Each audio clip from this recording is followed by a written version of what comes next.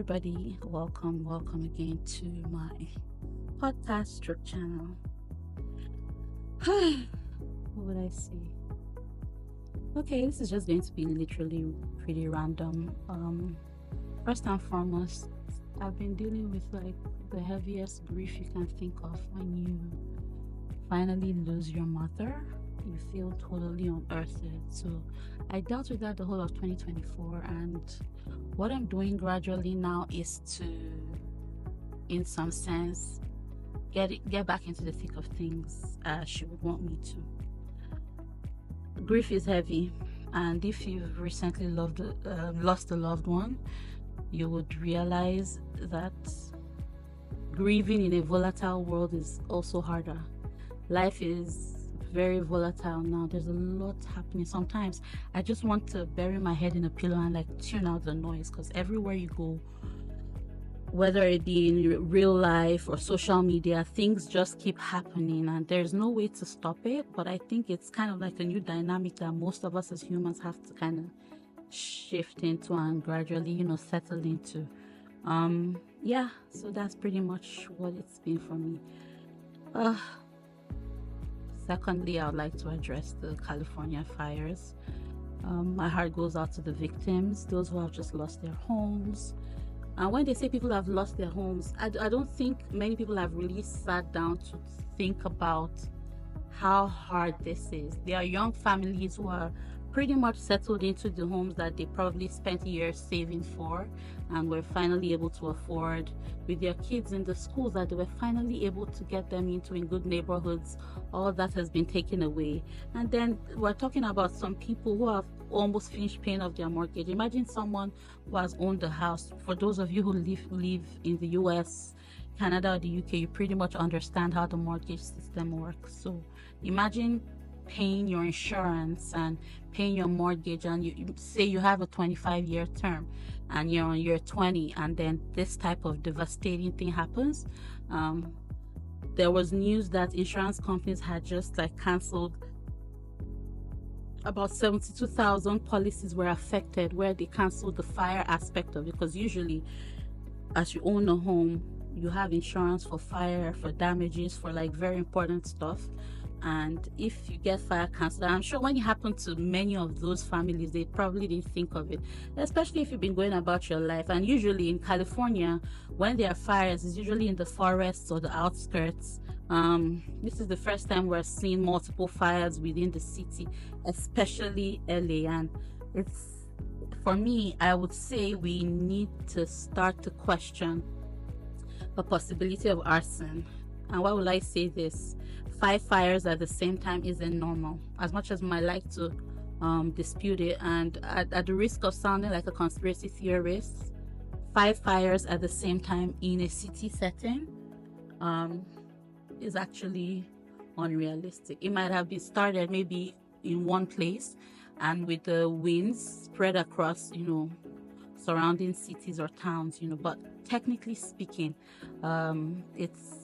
it's a very rare thing for fires to be around the city. So many fires, and they continue to start in different places. I think as of yesterday, a suspect was arrested. He was actually caught trying to start a fire, and then he was detained by citizens, and then they called onto law enforcement, and that was put to rest. But there's this tendency, especially when the facts are not clear, for the media to want to bury certain details. So we've heard about the arrest of this suspect. What is his identity? What have they unfolded so far? These things are usually left for us to bicker about and just kind of talk about it within ourselves and figure out if, this is real or not. But technically speaking, I think Chris Brown posted something like that yesterday, talking about the fact that this has to be human orchestrated. Doesn't look normal. They don't look like natural fires, to be honest. And I will say this again, too many coincidences, or how would I put it? Too many coincidences are usually not coincidences. When you see something, a certain pattern happen, over and over, then it's not like a coincidence. Like 5 fires starting, 1 or 2 might be believable, but when you have 5, then it's no longer like just a natural disaster. You have to look into the possibility of some type of sabotage. Whatever the reason is, we probably would never know, but that's the reality on ground. So most of us are starting this year with a lot of optimism.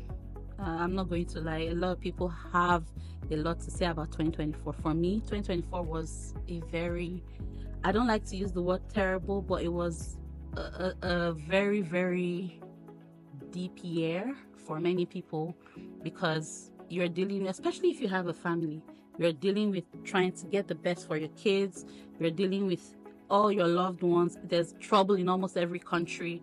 You can see there's some type of global destabilization going on. Humanity has a history of being divided, no doubt, but I think in modern history, this is the most divided the world has ever been. And that's because I would attribute it to humanity being lost. People are lost. People are looking for answers. I've learned to extend more grace to people who do not understand how to separate like fact from fiction, or how to separate the truth from how would I put it? How to separate the truth from their own personal beliefs, and how to also somehow fuse them together. It's not really something many people are would I say trained or gifted in or look into.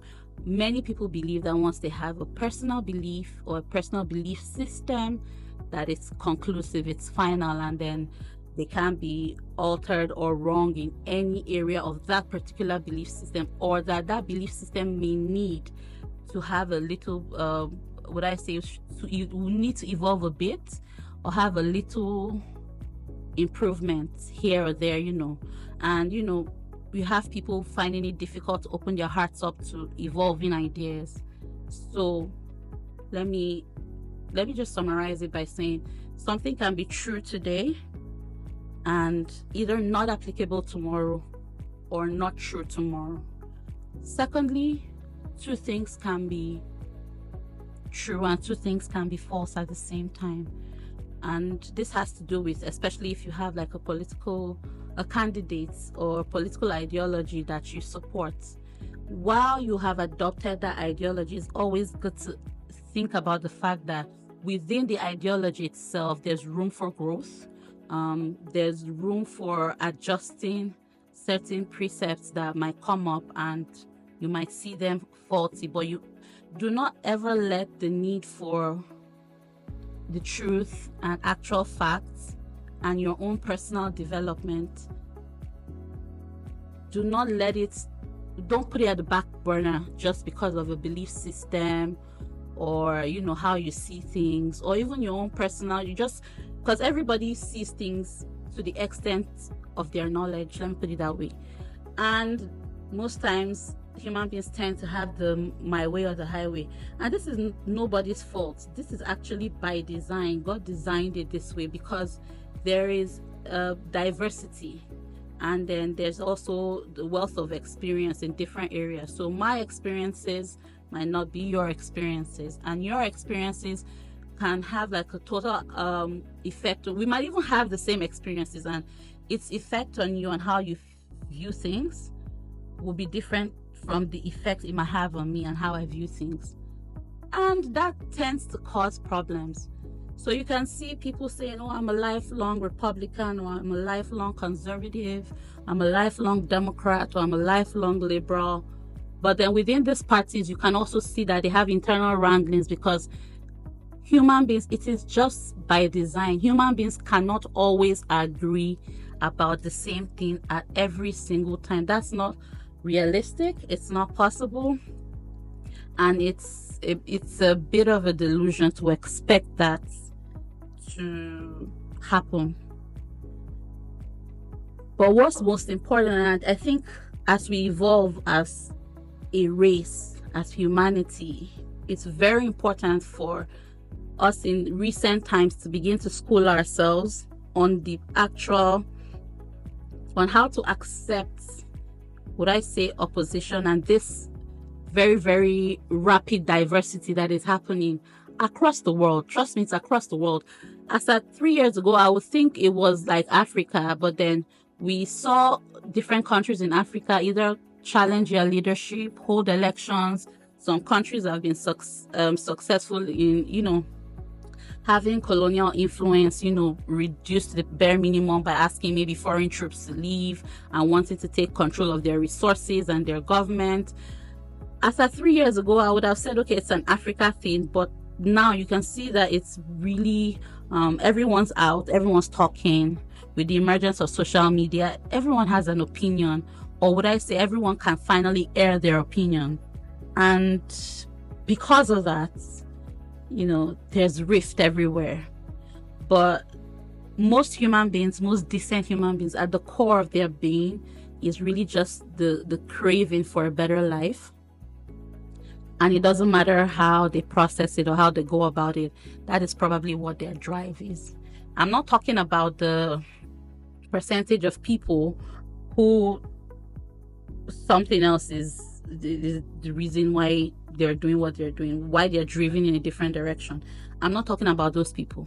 Those people are, you can't do anything about it, and you just leave them to God. You leave them to the consequences of their actions. Karma knows everyone's address. So for those people that have bad intention, but for most decent people, and when I say decent people, just because somebody doesn't agree with your ideology does not exactly make them bad or indecent. It just means they process the world around them, their environments, they process everything that is going on, even within themselves, differently. And we have to be willing to accept that. So we have to learn how to really call out right from wrong, and also identify when it's just normal, common human differences going on. And this is very, very important, not just in the way we view global issues or political issues. This is important in how we conduct our friendships, our relationships with family, our relationships at the workplace. It's possible. And this is actually to managers. As a manager, if you're managing a team or guiding a group of people, you must always leave room for differences. The differences exist simply because everybody cannot process things the same way. Many organizations have SOPs now that guide them, their activities. They have regulations, they have internal policies. But I have seen situations where even internal policies are interpreted differently by different people within the same team. And then what do you have to do at that point? You have to find a way where everyone meets at the middle and there's the best interpretation of those policies, and then you guys can act on it. So it's crazy. When I say the world is volatile now, it is. Things have changed. I'm sure you can see it, in the world around you, even educationally. Schools, especially higher institutions in the West, are gradually understanding that education is beyond theoretical frameworks and is doing its best to, practicalize a lot of the things that you're teaching. Because you cannot just, it's never one size fits all. Never. That would never work in today's world. Schools that have refused to adjust, you can see many of those traditional institutions struggle nowadays because of how education and how it is perceived has actually changed. It has changed. What used to be applicable as at 25 years ago has, either changed or improved, or we have situations where the current recipients of these educational tools question its validity and how applicable it is in today's world. So what is the basis of this entire conversation?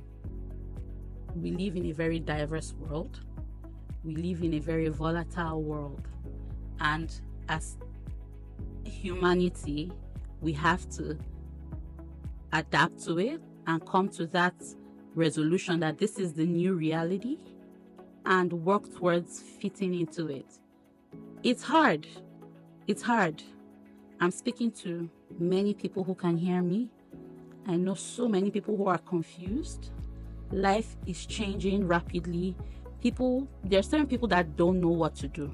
And actually, going statistically, we were hearing that this is the most We have the highest number of people who wouldn't mind suicide now. That didn't used to be a thing, but current statistics have shown that many people don't even mind just leaving the world because they can't really process what is happening. And people who are into, you know, how the universe functions, if you delve into that aspect of things again, they'll tell you that there's a very, very major cosmic shift happening.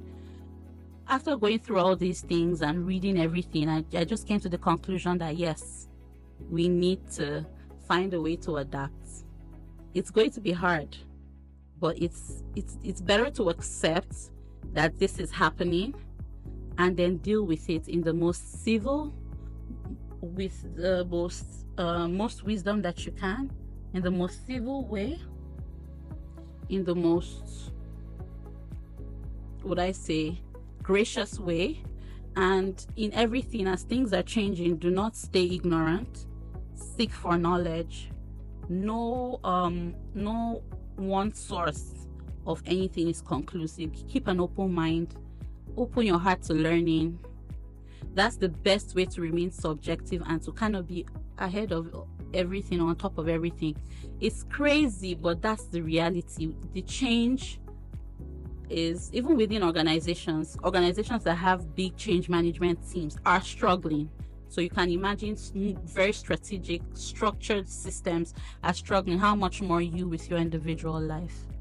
So keep that at the back of your mind. And when relating to the next person, think of it as, okay, life has changed. This person sees things differently, and that's okay. It's okay. If you're a Christian like me, just because someone sees something differently from you, it doesn't mean the person is going to hell. Stop judging people from the depth of your heart because they don't buy into whatever it is you believe in. No, that's not how it works. What happens is everybody processes things differently based on their experiences and the amount of knowledge that they're exposed to. And that is okay. What matters is the core of their being. You have to be willing to be more tolerant and accepting of other people's beliefs. You have to be willing to sit at a round table and have even the hard conversations, but do it with love. You know, at the end of the day, life is so temporary and we're just all trying to figure it out. Even the most educated, you know, the smartest people that you see that have their lives together, which most times they don't. You just only see what they want you to see on camera. But everyone's trying to figure it out. Nobody has solutions. No human being is a messiah at this point. The world has changed so much that for the first time we're even seeing presidents and prime ministers, leaders of countries, confused about how to make their system function optimally for the benefit of everybody. It's a global confusion. Everyone is tackling it in their own way, one way or the other. So it's usually very important to take that into perspective and don't like jump into conclusions or just expect that things will go a certain way or things must be this way. It's either your way or the highway. There's an adage that says there's more than one route to the market, and that's just it. And that's all I have. This is today my first time ranting, and that's all I have for you all today. So have yourselves a wonderful, would I say, weekend, and see you more often. And don't forget also that there's enough to go around for everyone. As hard as it may seem, there's enough to go around. And if you're struggling internally, always reach out to people. Don't keep it to yourself. Don't struggle. Don't bottle it up. For families, I would advise families to become closer, stay closer to each other, express your feelings. You know, when you have struggles, share, so that we can have, like, would I say, better mental health. Because most of the problems we see with mental health issues today is people being isolated from love and interaction and having to deal with most of their issues alone, which were not by design built for. So don't forget, community is everything, family is everything. Stick together and let's weather this together. Bye.